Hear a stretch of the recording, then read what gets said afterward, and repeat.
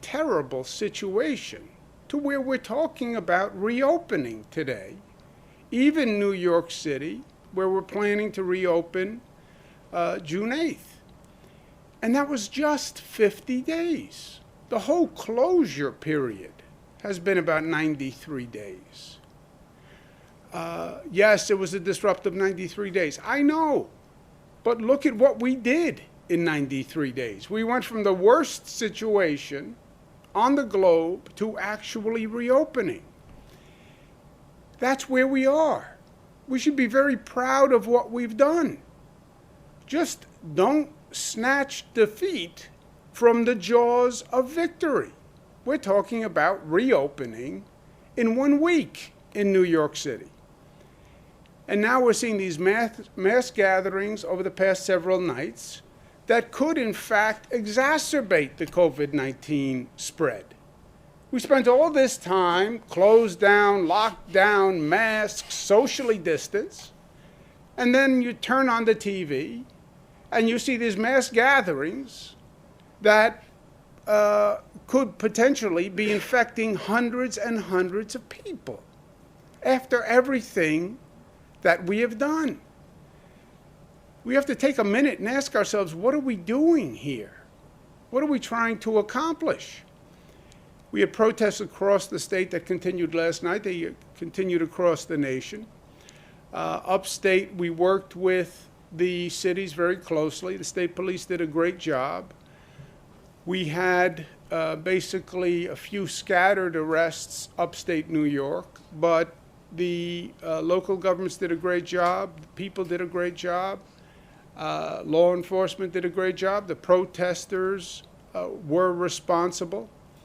And it wasn't great, but it wasn't bad either, upstate. And I said from day one, I share the outrage, and I stand with the protesters.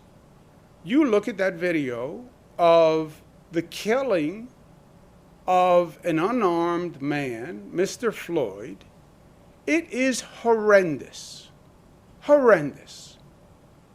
It's frightening. It perverts everything you believe about this country. It does. And there's no excuse for it. And no right-minded American would make an excuse for it. So protest, yes. Be frustrated, yes. Outraged, yes, of course. And is there a larger problem? Of course. It's not just Mr. Floyd. It goes back, there are 50 cases that are just like Mr. Floyd. We've had them here in New York City. What's the difference between Mr. Floyd and Amadou Diallo or Abner Louima or Eric Garner? What is the difference? What have we learned? Nothing? So yes, we should be outraged. And yes, there's a bigger point to make. It is abuse by police. But it's something worse. It is racism. It is discrimination. It is fundamental inequality and injustice. My father spoke about it in 1984, in a speech called The Tale of Two Cities. People still talk about it. The point of The Tale of Two Cities is there's two Americas, two sets of rules, two sets of outcomes, two sets of expectations. And it's true. It was true then, it's true now. Look at our prisons and tell me there's not inherent injustice in society. Look at public housing. Tell me there's not inherent injustice. Look at what happened with this COVID infection rate nationwide. More African Americans infected, more African Americans dead proportionately than white Americans. Of course, there's chronic institutionalized discrimination. There is no doubt. There is no doubt. And there's no doubt that it's been going on for a long time and people are frustrated and it has to be corrected and it has to be corrected now. And there's no doubt that this nation, as great as it is, has had the continuing sin of discrimination. From before the nation was formed. And it started with slavery, and it has had different faces over the decades, but it is still the same sin. That is true. That is true. So let's use this moment as a moment of change? Yes. When does change come? When the stars align and society focuses and the people focus, and they focus to such an extent that the politicians follow the people. That's when change comes. Well, the leaders lead. Baloney. The people lead. And then the politicians see the people moving, and the politicians run to catch up with the people. How did we pass marriage equality in this state? Giving a new civil right to the LGBTQ community. Because the people said, enough is enough. How can you say only heterosexual people can marry, but the LGBTQ community, they can't marry? How is that constitutional? How is that legal? You have your own preference, God bless you. But how in the law do you discriminate between two classes of people? We passed marriage equality. After the Sandy Hook massacre, all those years we tried to pass common sense gun safety. Do you really need an assault weapon to kill a deer? But then the Sandy Hook massacre happened, and the people said, enough. You're killing children, young children in schools with an assault weapon in the Sandy Hook massacre? Enough. And in that moment, we passed common sense gun safety in the state of New York. Record income inequality. People said enough and passed a real minimum wage in this state that went all across the nation. There's a moment for change. And is there a moment here? Yes. If we're constructive and if we're smart and if we know what we're asking for. It's not enough to come out and say, I'm angry, I'm frustrated. Okay. And what? Well, I don't know, but I'm angry and I'm frustrated. And you want what done?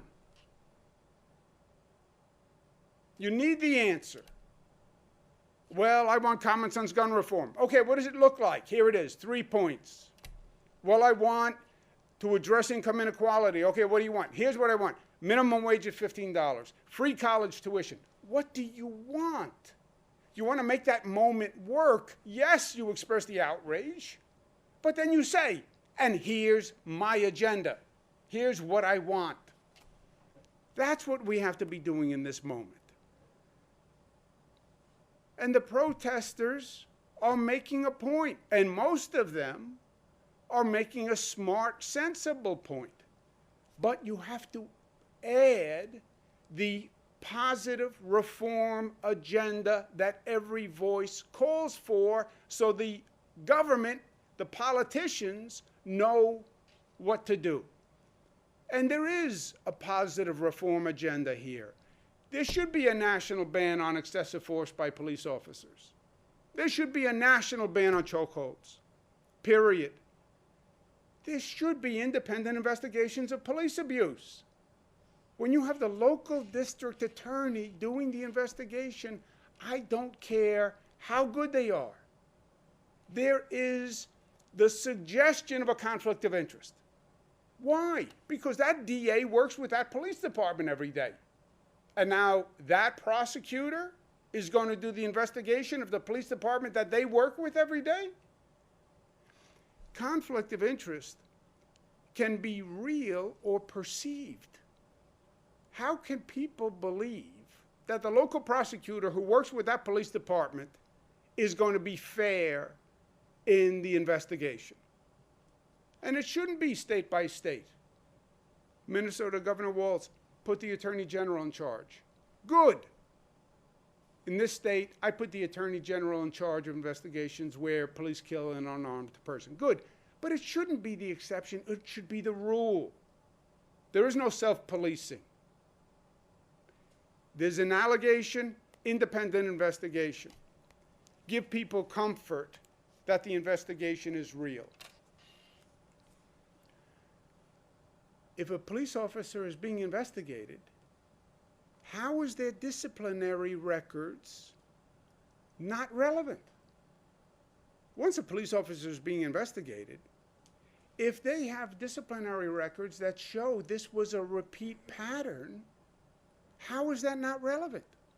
And by the way, the disciplinary records can also be used to exonerate. If they have disciplinary records that say he never, she never did anything like this before, fine. That's relevant too. We still have two education systems in this country. Everybody knows it. Your education is decided by your zip code. Poorer schools in poorer communities have a different level of funding than richer schools. In this state, $36,000 per year we spend in a rich district, $13,000 in a poor district. How do you justify that? If anything, the children in a poorer community need more services in a school, not less. How do you justify that? You can't. Do something about it. You still have children living in poverty in this nation, where when we had to, we found $1 trillion to handle the COVID virus. But you can't find funding to help children who live in poverty? No, you can find it, United States. You just don't want to. It's political will. When you need to find the money, you can find it. Let's be honest, the federal government has a printing press in their basement. When they have the political will, they find the money. The federal government went out of the housing business and never re-entered it. We have a national affordable housing crisis. Of course you do. You don't fund affordable housing. I'm the former HUD secretary. I know better than anyone what the federal government used to do in terms of affordable housing with Section 8 and building new public housing. And we just stopped. And we left it to the market, and now you have an affordable housing plan. That's what we should be addressing in this moment. And we should be saying to our federal officials, there's an election this year, a few months away. Here's my agenda. Where do you stand? Say to the Congress, the House, and the Senate, where's your bill on this? I heard some congressional people talking, saying, well, maybe they'll do a resolution. Yeah, resolutions are nice. Resolutions say, in theory, I support this. Pass a law. That's what we want.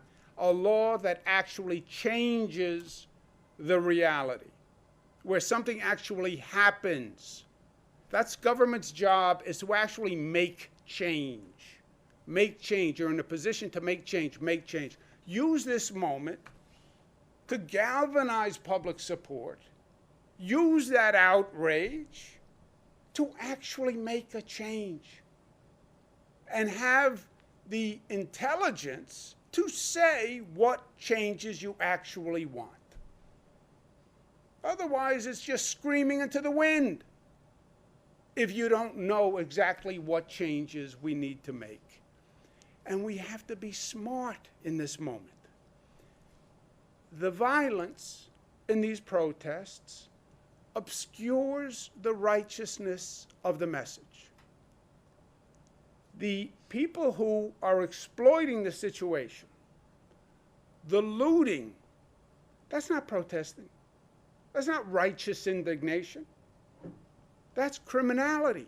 And it plays into the hands of the people and the forces that don't want to make the changes in the first place. Because then they get to dismiss the entire effort. I'll tell you what they're going to say.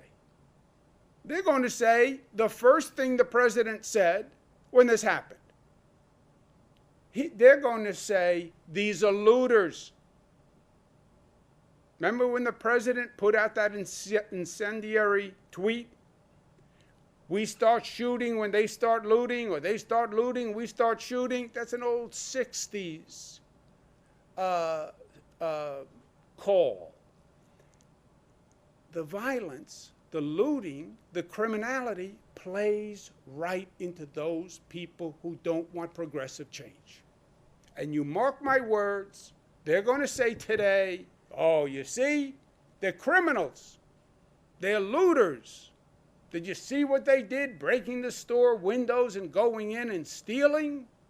And they're going to try to paint this whole protest movement that they're all criminals, they're all looters. That's what they're going to do. Why? Because they don't want to talk about Mr. Floyd's death. They don't want people seeing that video. They want people seeing the video of the looting. And when people see the video of the looting, they say, oh yeah, that's scary. They're criminals. No.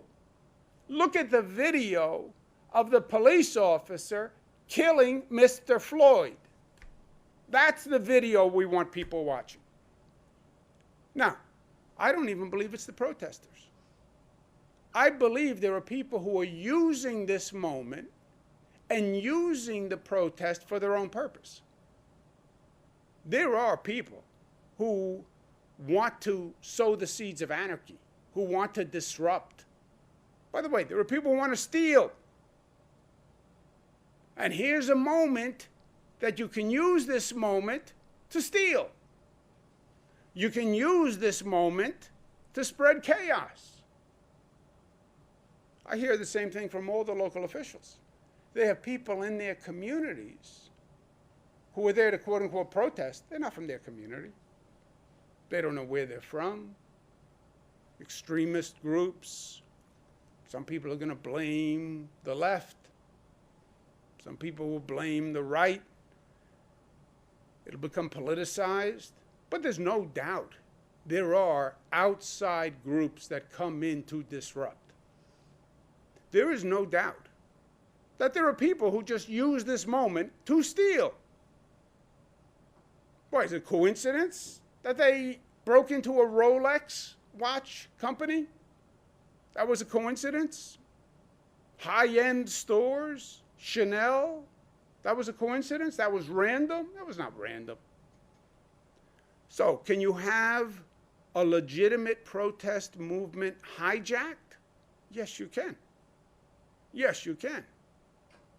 And there are people and forces who will exploit that moment. And I believe that's happening. But we still have to be smart. And at the same time, we have a fundamental issue, which is we just spent 93 days limiting behavior, closing down, no school, no business, thousands of small businesses destroyed. People will have lost their jobs. People wiped out their savings. And now, mass gatherings with thousands of people in close proximity? 1 week before we're going to reopen New York City? What sense does this make? Control the spread, control the spread, control the spread. We don't even know the consequence for the COVID virus of those mass gatherings. We don't even know. We won't know possibly for weeks the nature of the virus. How many super spreaders were in that crowd? Well, they were mostly young people. How many young people went home and kissed their mother hello, or shook hands with their father, or hugged their father, or their grandfather, or their grandmother, or their brother, or their sister, and spread a virus?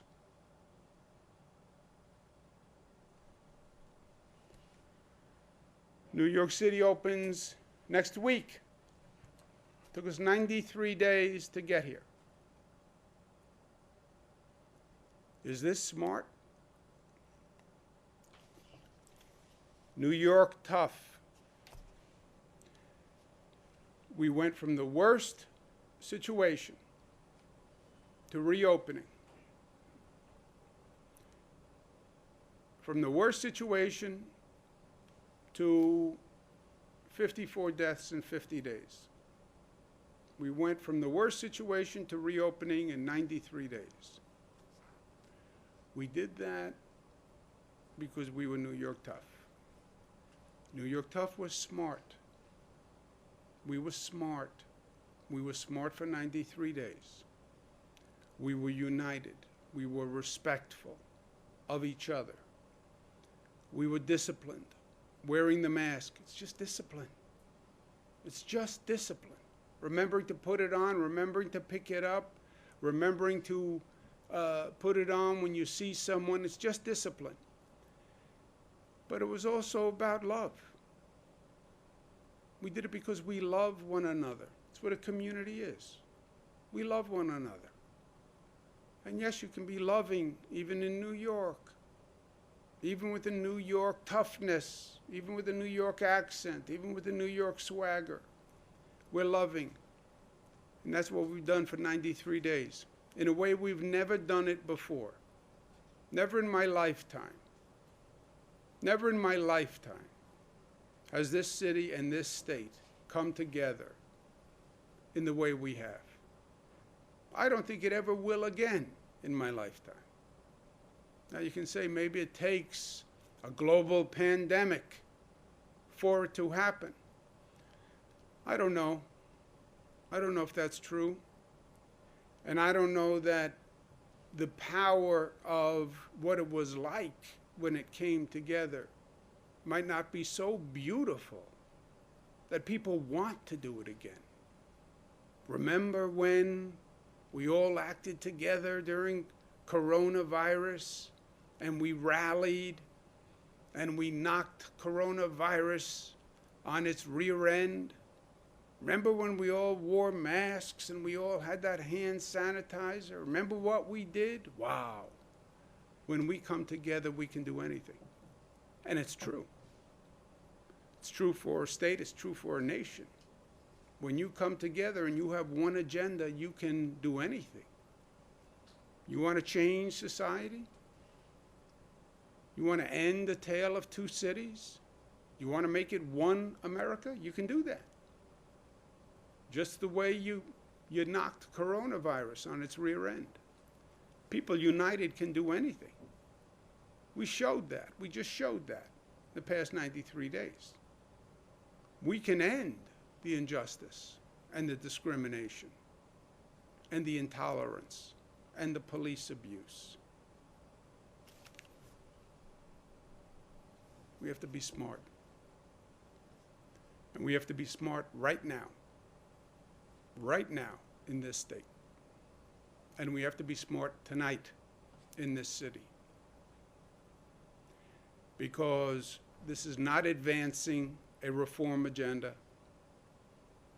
This is not persuading government officials to change. This is not helping end coronavirus. We have to be smart. Questions? Governor, do you think the NYPD tactics have in any way exacerbated tensions here? I think you'd probably agree things hit a new level with the widespread looting you saw last night. Have you lost confidence in the city's ability to handle this crisis? There's obviously not a communication that's effective between the protesters and the NYPD. Do you need to call in the National Guard, impose a curfew? And secondly, do you think the repeal of 50A will go a long way toward healing? A few things, Zach. First, I think this has been counterproductive for New York City in many ways. We're battling the coronavirus. We had a lot of people who are New York City people move out during this. We're 1 week away from reopening. We're looking to revitalize New York City, get people back, get businesses back. We're going forward. What they saw on TV the past couple of nights is not helpful to that, number one. Number two, in terms of how New York City is handling it, you're right. There was looting, there was criminality. People have seen that. That's very destructive on a number of levels. As I said, it reduces the credibility of the protests in the first place. Will allow the critics to now say they're all criminals and try to color the whole protest with the looting to change the image from the real issue, which was Mr. Floyd's death, to now the looting. The critics will do that. They'll start today, full-throated. We haven't articulated what the protests are about besides just unhappiness, outrage. We haven't said, this is what we want done. Government, this is what we want. Here is the agenda. That's all true. I'm going to be speaking to the mayor today about a curfew. We've done it in other cities. In New York, it has worked better. Curfew is not a silver bullet, by the way. But obviously, last night was not good. So what can we do differently? What can we do better? I'm going to speak to the mayor about a curfew. We have the National Guard on standby. I've told mayors all across the state that I can call out the National Guard. New York City should have enough personnel with the NYPD. It's one of the largest police forces in the country. And taxpayers pay a lot of money for the NYPD. I don't know that it's a manpower, person power issue, but if it is, we have the National Guard who are also trained to do this. I think some of the actions of the NYPD have exacerbated the anger. There are videos of some NYPD actions that are very disturbing. There are videos of NYPD cars driving into a crowd that are very disturbing, pulling a mask down off a person to pepper spray them, throwing a woman to the ground. It's on video. It's on video. The looting is on video, yeah. So is NYPD activity on video. I asked the Attorney General for a report. I want that report done 30 days from when I asked her, just 2 days ago. But I'm going to speak to the mayor about, in the meantime, what is the response to those police actions on video, right? Doesn't mean you have to send the police officer out there tomorrow after these actions. I understand we have to review them. I understand the law. If I was just Andrew Cuomo from Queens, it would be simple. I would say that guy should be fired. Drives the car into a crowd, he should be fired. That's what Andrew Cuomo in Queens says. As governor, there's law, there's processes, there's going to be lawsuits, I get it. So the Attorney General review, yes, but doesn't mean you do nothing in the interim. So I'm going to be speaking to the mayor about that. But there's no doubt that this situation has done a lot of damage on a lot of levels and has not advanced the cause of the protesters, which I agree with. I believe, look, you've watched my administration. I am frustrated perpetually by how difficult it is to make changes. I am perpetually frustrated about how hard it is to get that political machine, that governmental machine, to turn. It's like a big freighter coming down the river. And you can take the rudder and turn it all the way to one side. But the freighter has such a mass in and of itself that it just continues on its course and slowly starts to turn. I battle that every day. So I look for moments where the people can actually rise up to make changes So the government officials say, oops, we better do something. Oops. Because the easiest thing to do is always nothing. It's the easiest thing to do. The old expression, the legislator who does nothing wrong, right? Every action on a big problem is controversial. It's easier to do nothing. Then you don't get criticized. And when they say, well, why did you do this? Well, I wanted to, but I couldn't because. So I look for moments to overcome the inertia, to overcome the status quo. Marriage equality, guns, minimum wage. Every one of those things they talked about for decades. But when the people rose up, I was there to use the power of the people. I believe there's a moment here to use the power of the people to get things done. So I said from day one, I'm with them. I am with them.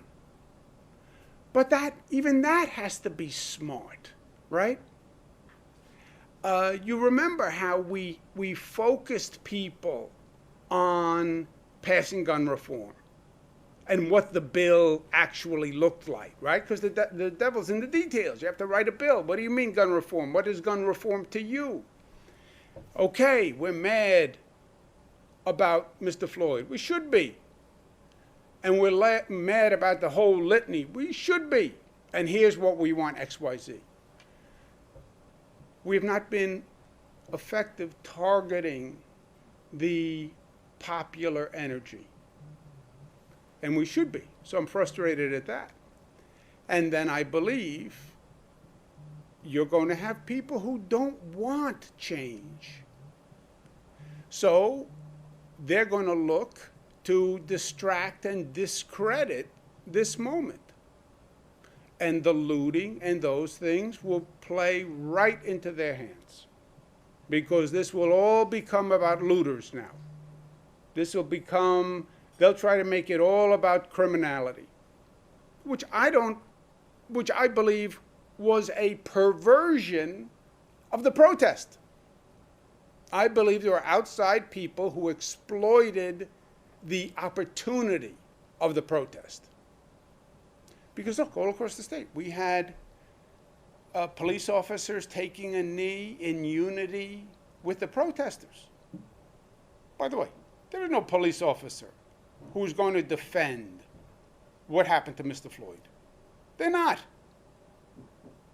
And there is no police officer who doesn't want to have a good relationship with the community. And if there is, they shouldn't be a police officer. It's that simple. But this was just negative. It was not advancing a positive reform agenda. It was bad for the city. It was bad in the efforts to battle COVID. It was bad for our efforts to be ramping up towards the reopening, right? I said last week, this week was about focusing on the hospitals, focusing on the hotspot areas in the outer borough, and start ramping up the MTA for the reopening. Here we are. We're coming back. Celebrate the accomplishment. What a beautiful accomplishment. We don't even appreciate how beautiful it is because we're not really there yet.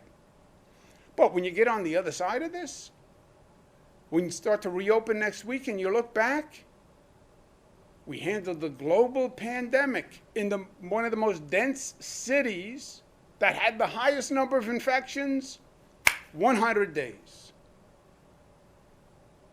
And you know, in retrospect, the 100 days doesn't even look that long, right? 3 months. Now, going through it was hell. Get it? I've been in hell. We've all been in hell. But in retrospect, global pandemic, 100 days in this city, with this diversity, beautiful. Mr. Sif? Question about the risk of new COVID cases as a result of these gatherings, and maybe we can get Dr. Zucker to weigh in as well. Is it mitigated at all by the fact that these folks are outdoors? And if you don't see a spike in a couple of weeks after all of these people out there, Does that perhaps tell you something that Italian doctors have begun to speculate on, that in some small way, COVID has become a tiny bit less lethal? I'll ask the doctor to answer, but let me just, the outside is a good fact. The younger people is a good fact. The best fact is we have already gotten the infection rate down. See, that's the best fact. The best fact is we did 50,000 tests yesterday with only 1,000 positives. So a lower percentage of those people out there last night were infected. If that happened 60 days ago, Andrew, forget it. Because more people would have been infected. When we were going through it this morning. The only good news is, with that low infection rate, there were not that many people infected. And, in really cruel irony, many of them were actually wearing masks. But, Dr. Yarborough. I would echo the governor's words that the infection rate is down, but as much as we say that we support peaceful protests, the bottom line is we do want to push the public health message that people should wear masks as the people were wearing masks, that they should try to social distance themselves as much as possible. And as much as emotions are high, we as the governor has said we need to be smart, and being smart means hand sanitizer, keeping a distance, and doing the best you can to socially distance. Do you expect to see a spike based on the images you've seen? I'm concerned about that, and we're going to track those numbers because when you gather a lot of people together, as we've always said, that is a concern. So we're looking at this, and we're going to keep a very close eye on every day. Governor, if we see infections go up, it seems like people are done with distancing the masks. You go out, you see it. Can you go back? And what concerns do you have about that? Can you go back? Yes. Many places have gone back. That's why we use these global experts. You know, what they keep saying to me is there are many, many, many examples of opening too fast, and not just opening too fast, but the discipline comes down. And I'm talking about the public. I understand what you're saying. There are many examples of that. And if you start to overwhelm the hospitals again, you have to close again. You can't allow, where were we? That was the real danger point. People dying because they don't get medical attention. That was the Italy situation. You die on a gurney in a hallway because the doctors and the nurses are too busy. It overwhelmed the hospital system. That's what we were looking at. We were in danger of overwhelming the health system. If that happens, you have to close again. You'd have to. Well, people won't listen. Well, you know, then you'd have a phenomenal death rate and an international crisis. Now, again, the only good news is the infection rate was already so low. You know, we wouldn't be reopening next Monday. We're 1 week from reopening. If this had to happen, this was the best time for it to happen since this whole thing has started, because the infection rate is down. Second positive factor is they were younger people. You know, there were not a lot of 65-year-olds in the crowd, the best I could tell. But those are two positive factors. And many people were wearing masks, which was also a positive factor. So those are the positives. Would you suggest people not go out and protest? No, I think you can protest, but do it smartly and intelligently, and many places have. You know, you look at places around the country, there were protests all across the country. Protest, just be smart about it. With this virus, you can do many things now as long as you're smart about it. Right? You can reopen, you can go into a store, you can do a lot of things. Just be smart. So what's the difference between protesting and a business, say in the city, who wants to reopen smartly? if it's not at the phase yet that they're technically allowed to? Well, that's where we're at, but it has to be a business where you can be smart meaning socially distant. You don't conduct business in a way where you have people within 6 feet. You have to wear the mask. You have to do the hand sanitizer. That's where we're going to be. So is that okay then for businesses in the city to, if Well, they we're can do starting that? in phase one because remember you have congregate situations that you have to account for. It's not that people come from a helicopter and go into a business, right? People get on a bus, people get on a subway, people are on a sidewalk. That's where all these things are difficult. If you could just parachute into a business on Fifth Avenue, it'd be a different story. So follow up on the Friday briefing, you said that we don't have a public hospital system, and then you announced the surgeon flex approach. If you can elaborate that, since we have the commissioner here, and also a follow up on the community, Albanian American community is interested in the medical data, more specifically the death number of Albanians in the state. If you have that, I appreciate it. Yes, you did say that Friday. Did we get that number yet? So it's actually not broken out that way. The way the hospitals report, they report Caucasian, African American, Hispanic, Asian, and other. What we've asked the health department to do, following your question on Friday, is if there's a way to go back and discuss with the specific hospitals and see if there's a way to break down that number further. And we're working on that right now. In terms of the hospitals, people didn't this is one of the lessons, right? Lessons learned from this terrible situation. Our public health system, we all talk about a public health system. Yeah, except there really is no public health system. Where is the public health system? Well, the hospitals. Hospitals are not a public health system. The mayor talks about a public health system because there is a system called H&H, Health and Hospitals, which are 11 hospitals in New York City. Those are 11 public hospitals that the city runs. The 11 hospitals that the mayor controls are nowhere near the ability to manage a health problem in the city. There are 100 hospitals in the New York City area, but they're private, and they've never really worked together. You know, NYU Langone is one hospital, Columbia Presbyterian is another hospital, Northwell is another hospital, and they're separate hospitals. They don't share patients, they don't share material, they don't share resources, they're separate individual hospitals. What we were forced to do, because when you have a public health crisis, let's say New York City, you can't just say to those 11 hospitals, you handle it. Those 11 hospitals are battling every day just to deal with what they deal with. The first crisis we had was at Elmhurst, which was one of the public hospitals. We need those 100 private hospitals. Now, they're technically regulated by the state, but the state has never said to those private hospitals, I need you to respond to a public crisis, and I need you to allow us to coordinate operation of your hospital. That never happened before. We instituted that immediately in the middle of this situation, after we saw some hospitals getting overwhelmed, right? Elmhurst gets overwhelmed as a hospital. All right, Elmhurst.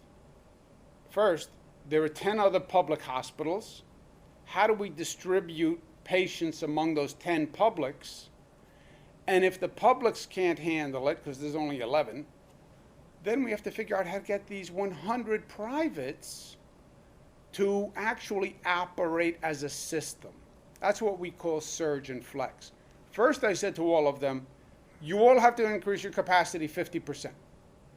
They said, what? I said, yes. You have to increase your capacity 50%. You have 100 hospital beds, you have to have 150. That was the surge. And then we increased the capacity. Then we said to them, and by the way, when one of you gets overwhelmed, or one of you doesn't have the staff, or one of you doesn't have the PPE, or one of you doesn't have enough reagents, we're going to share among and coordinate among all 100 private hospitals. And by the way, those 11 publics also. That had never been done before. And when you talk about a worst case scenario is you exceed your hospital capacity. What is your hospital capacity? Your hospital capacity is theoretically, if you maximize all 100 hospitals and shifted the patient burden so they were all at 100%. And every hospital was at 100% capacity. That's your maximum capacity. That had never been thought of. And that's what we developed during the coronavirus, but we did it very quickly, and we're now codifying that and refining that. Because it's also very disruptive to the private hospitals. Governor, you said you're going to be discussing with the mayor the possibility of curfew. Can you clarify whether that's something you actually are inclined to support and forward? And likewise, you said the National Guard is somewhat on standby. As you assess the situation here over the past few nights, the way those tactics have worked or not worked in Minneapolis and elsewhere, can you give us more of a sense of what you need to see and what you plan to activate when? Look, I think Governor Walz in Minneapolis did a good job last night. I think they got caught initially, which is understandable, but I think he did a good job. The many cities use a curfew. Again, people will argue both ways. But my basic point is, last night was bad, right? The criminality, the looting was the most egregious. The people exploiting the circumstance. There is an anger, because I hear about it, from people who say, we saw the police officer on tape in Minneapolis. We have police officers in New York City who didn't do anything like what we've seen other police officers do, but it's seriously questionable behavior. The video of the car driving into the crowd, the video of the pepper spray after removing the mask, the woman getting thrown, that is apparently egregious conduct. And nothing has been done. Now, I feel comfortable saying the Attorney General is looking at it, and we'll get a report. And it's only 30 days. This is not kick the can. And if that report says, whatever that report says, I will do, right? But in the interim, nothing has been done. I get that too. And I'm going to speak to the mayor about that. The National Guard we have on standby. They are trained to do this. But I don't know that it's a person power issue in New York City. In Minneapolis, it was a person power. They just don't have a police force large enough to handle it. I don't know that that is the situation. I don't know that the NYPD isn't big enough. I don't think that's the problem. But are you inclined to ask for or strongly suggest a curfew? Or Look, I could impose a curfew. Yeah, legally I can impose a curfew. So I'm not at that point, but I know something has to be done because last night was not acceptable and the night before was not acceptable on any level. A quick follow-up on 50A, and just to clarify your position, whether you support amending it, repealing it altogether. The mayor said they want to, mayor and then NYPD said they want to amend it, but sort of maintain some of the 50A restrictions on access to disciplinary records. Reformers say the state essentially can already sufficiently shield officers' personal information. What's your position? Amend, appeal, leave alone? Look, my position is what I said in a council's letter to New York City and the other local governments. I don't believe today 50A stops them from releasing disciplinary records. Today, I don't believe the law does it. I said to the mayors across the city, 50A does not stop you from releasing disciplinary records. I said that to every mayor. I gave them a legal opinion that said the law doesn't apply. Now, if a mayor wanted to release the records, you know what they would do? Release the records and say, I have a governor's council opinion that says the law doesn't say I can't release them. That's what that's what any mayor would do, right? Mayors all day long take positions against my interpretation of the law. Here, I said, the law doesn't say that. Release the records. They haven't released the records because politically they don't want to. Because the police don't want the records released, which I understand their position. But if a person is being investigated, you're not going to tell me what their past disciplinary results were? And by the way, if they're not bad, then release them to help the person and exonerate the person. But I don't believe the law ever stopped the mayor from releasing it. I believe politically they didn't want to. So now, use the moment. Either release the records because the law doesn't stop you, or if that's not enough, then the legislature should repeal the law. If it's not a manpower. By the way, excuse me 1 second. Remember, New York City used to release the records with the same law. The law didn't change. How did you used to be able to do it with 50A, but now all of a sudden you can't do it because of 50A? How does that make any sense? I did it for many years, and 50A was in existence. Then all of a sudden they decided they can't do it because of 50A. I give them a legal opinion that says you can do it, just like you used to do it, and the law doesn't stop it. Come on. Governor, if you do, If it's not manpower, what is it then? It sounds like you're questioning police tactics. That's what I want to talk to the mayor about. Do you think they've been up to the task? I think what happened last night was not good. I think some of the police activity on videos have inflamed the community. I believe the protesters have been infiltrated by people with their own motives, and the protests have been exploited. There's criminality that some people have used this moment to pursue. So there's a lot going on. But I understand that. But we have to do something different because this is not acceptable. if you do impose a curfew, how exactly is that enforced? And then what is your message to these businesses who they've been destroyed the last few nights, to them and to New Yorkers who don't feel safe? Even police officers who said this is like a war zone, I've never experienced Yeah, this. that's why it's not acceptable. It's not acceptable for anyone. It's not acceptable for anyone. It's not. There are no sides here. Last night was bad for everyone. It was bad for business owners. It was bad for the police. It's bad for the community. It's bad for everyone.